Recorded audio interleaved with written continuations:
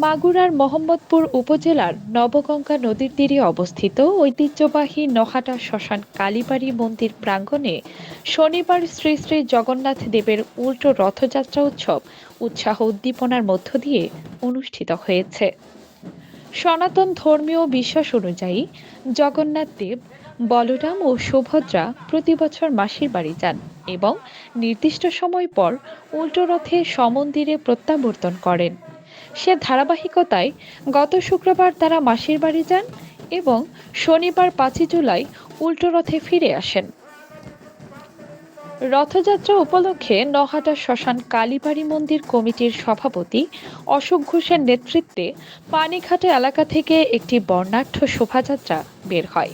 বাদ্যযন্ত্র, ধর্মীয় পতাকা ও উলুধ্বনির মধ্য দিয়ে শোভাযাত্রাটি নহাটা শ্মশান কালীবাড়ি মন্দির প্রাঙ্গণে এসে শেষ হয়। শোভাযাত্রায় শত শত সনাতন ধর্মাবলম্বী নারী পুরুষ ভক্তগণ ধর্মীয় ভক্তি ও আনন্দঘন পরিবেশে অংশগ্রহণ করেন।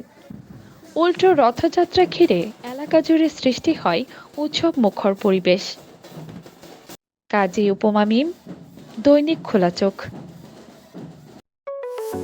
আপনার স্বপ্নের যাত্রা হোক ফ্লাই ইনফিনিটির সাথে।